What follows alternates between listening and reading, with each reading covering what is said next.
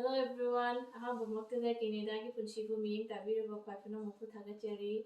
Ikoi video asibu subscribe tawbiba like comment tawbirapa yamna nungaijai. Matungda sodum tawbirao. Ikoi video adum khara khara hapcharake. Alo ngasidi yamna haraure aise insangse koigi inkongi sareng Manipuri di hainabane si inkongi sareng ani yam hainazabne. Masi chadaba tha manga taruk surae hangamse. Chinese store dari yamna phangopone do khoise covid se khara kaino thawbade Chinese store se chappat lephiba aduna topo grocery item na online da tawbadagi khoi hangam se sadaba yam kuire ado marangdi Chinese store santang chatlusi na chathore ado khoi Manipur gi chinja adum khara phange Chinese store da ado ai mathang da hapjarake ado hangam se thongge na ngasidi adana hangam chamthong am thongge ne ren saujari asi am chani ngasi di sada bo kuibe ra khangde si hangam se mukhoi se am phajabne nawsu amna nawba maka su chawba adum whole year phange haibi ai Chinese store da hangam se khoi moi di sida leite ka adum phange ayam otam da phange China da hangam se di Chinese store da am cha ko ding phange ayam wa thambo su phangi na kopi phangi marwe tok su phangi suwa wa dre hangam se di do khoi na chatabagi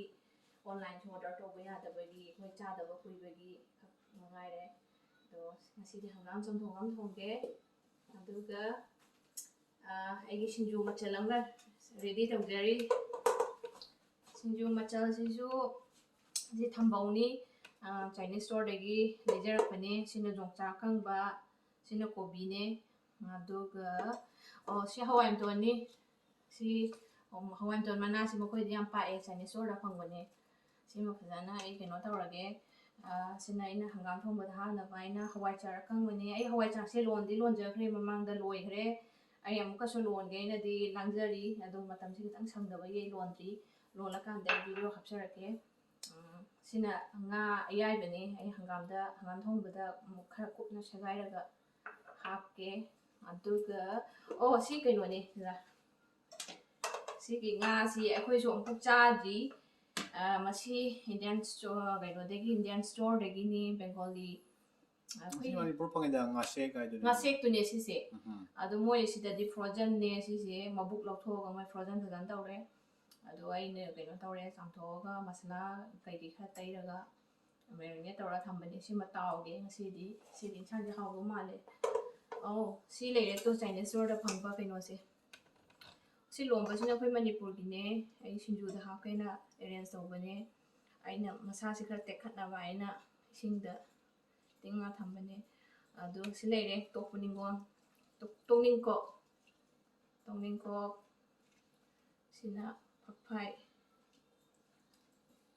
leire do ai ji thongba haujarage ising hanle adu hangam jidi am tik noida si nakupi si moi sida khoi Manipur gi nakupi si smai na pawbadi phangbani adu bu yam kana di phangdabni Manipur gi nakupi sina side khara kupthabani ai amuka changbi duine si soiraga China de la ko jing loi chaw ida moi de ai phajana hangam si da siga phajana soiraga amtang changbi ge adu mayek ki di khoi gi Manipur aina khangakpada di hangam thongba si napapi oina hapnabani nakupi di ai hapadi khangakte adu si manapakpani napakpi dum male si oina hapage ai gi arai base adu thangang thongdarage mayam yengminasi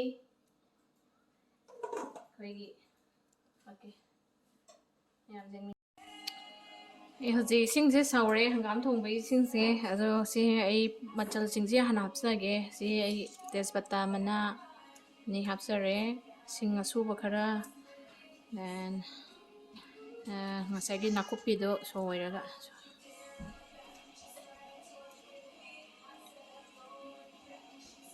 si hale daga nga yaibedo ai mache chele hapsare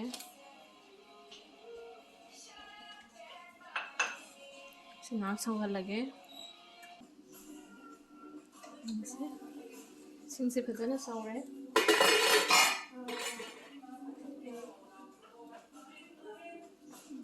moro suba spoon cha sim hapjare se hawai char kang bane sem hapchin jage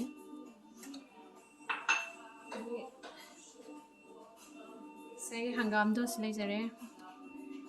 Si pakai.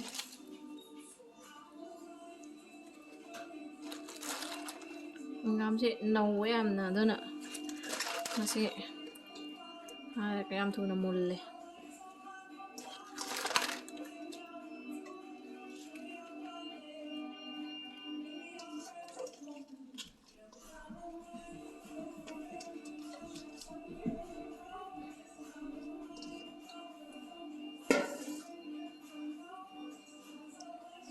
Kumaga sallah yani tom hapsenlah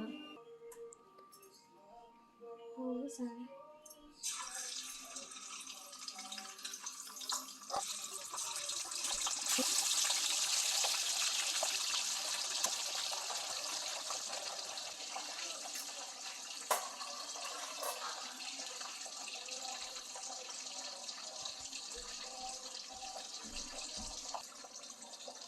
nhìn xem sẽ hơn hỏng tức sầu đấy mình tăng mà thông khảo thôi thì đỡ sầu nó khăn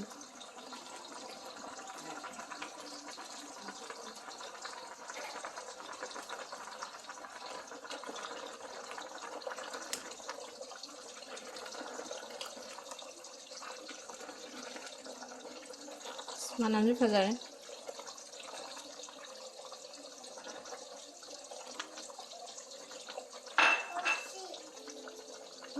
Phải ăn cây pam nha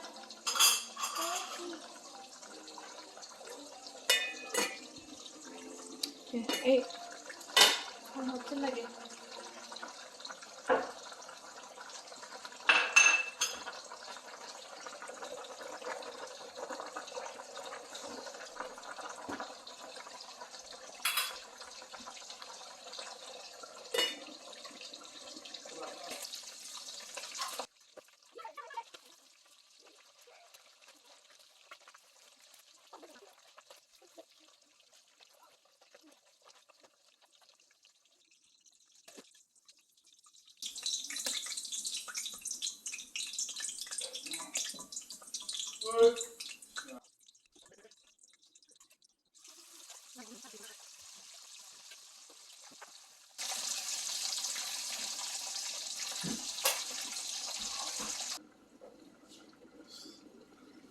Kari stage out sila kaya manam sini pada re manam sini matak tega lebi hadre sini kari stage out lagi ada. Ini ya ini ya sih Tam tahu dia. ya nih ini kue rasa ada masih pos mana sih cuma sih kasih makan tahu hal yang sana mana Macam ini.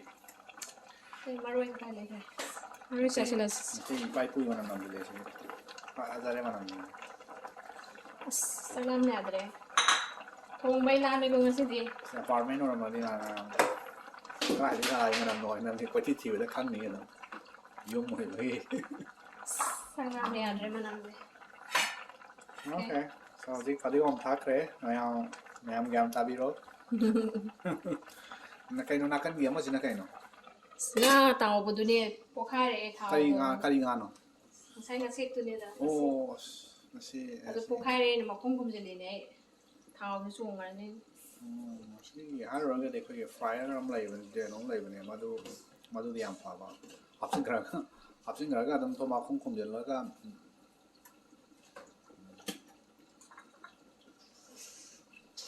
Okay.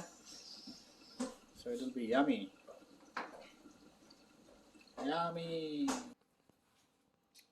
So ni kan sinh kamu tahu tu lah. Nanti Nanti sih Josie tu coba deh masak ni kerja ni sel si kayak ngam tu nyore ko. Hangam tu nanti Hawaii tu ni Oh Hawaii tu ni. Ini hangam tu ni benar benar. Hawaii tu nyore, kopi nyore, lagi tambau nyore, nyucak nyore, lagi itu nak kain ni, itu kain. ngasih di mana hentam yang drink hari katang tahu yang moro ni pun ni pada ni kai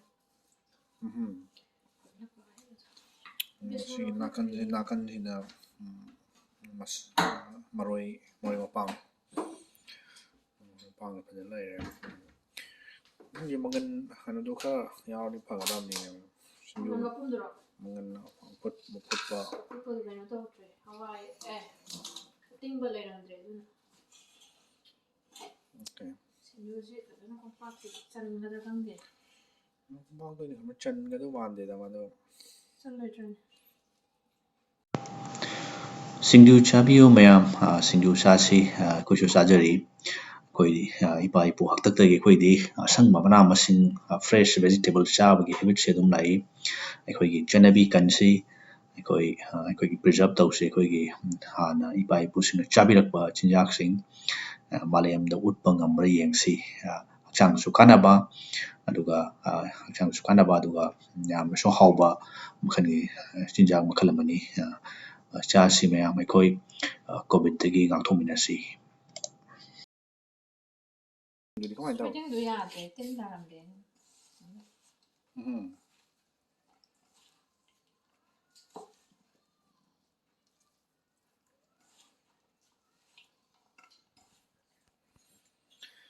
ꯃꯔꯣꯏ ꯃꯅꯝꯁꯤꯗꯅꯤ ꯉꯥꯎꯔꯤꯁꯦ ꯁꯤꯅꯤ ꯃꯔꯣꯏ ꯍꯥꯞꯆꯤꯜꯂꯛꯄꯒꯤ ꯇꯟꯖꯥ ꯌꯧꯁꯤꯜꯂꯛꯑꯗꯤ ꯃꯌꯥꯝꯒꯤ ꯀꯩꯅꯣꯅꯤ ꯃꯁꯤ ꯀꯣꯟꯁꯦꯟꯁꯅꯤ ꯃꯁꯤ ꯃꯔꯣꯏ ꯍꯥꯞꯇꯣꯔꯦ ꯍꯥꯏꯔꯒꯗꯤ it's in a finishing stage ꯑꯗꯨꯅꯤ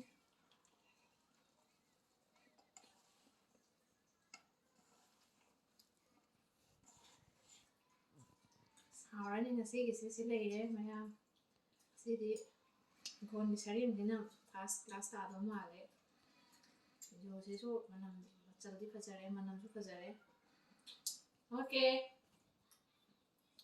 ꯊꯦꯡꯛ ꯌꯨ ꯑꯦꯚ꯭ꯔꯤꯋꯥꯟ ꯑꯩꯈꯣꯏꯒꯤ ꯆꯦꯅꯦꯜ ꯑꯁꯤꯕꯨ ꯌꯦꯡꯕꯤꯕ ꯁꯕꯁꯀ꯭ꯔꯥꯏꯕ ꯇꯧꯕꯤꯕ ꯀꯣꯃꯦꯟ ꯄꯤꯕꯤꯔꯛꯄ ꯂꯥꯏꯛ ꯇꯧꯕꯤꯕ ꯃꯇꯨꯡꯗꯁꯨ ꯑꯗꯨꯝ ꯃꯌꯥꯝꯅ ꯇꯧꯕꯤꯔꯛꯎ ꯃꯊꯪ ꯚꯤꯗꯤꯑꯣ ꯍꯥꯞꯆꯔꯛꯀꯦ ꯑꯗꯣ ꯍꯧꯖꯤꯛꯁꯤ ꯀꯣꯚꯤꯗ ꯑꯣꯏꯕꯅꯤꯅ ꯑꯩꯈꯣꯏꯁꯦ ꯃꯌꯥꯝ ꯀꯟꯅ ꯆꯠꯊꯣꯛꯇ꯭ꯔꯦ ꯗꯔꯀꯥꯔ ꯑꯣꯏꯕ ꯊꯕꯛ ꯈꯛꯇꯪ ꯆꯠꯊꯣꯛꯑꯦ ꯑꯗꯨꯅ ꯈꯔ ꯐꯔꯛꯑꯀꯥꯟꯗ ꯃꯄꯥꯟꯒꯤ ꯑꯩꯈꯣꯏꯅ ꯂꯩꯔꯤꯕ ꯑꯦꯔꯤꯌꯥꯁꯤꯒꯤꯁꯨ ꯈꯔ ꯍꯥꯞꯆꯔꯛꯀꯦ thank you so much everyone again see you next video bye bye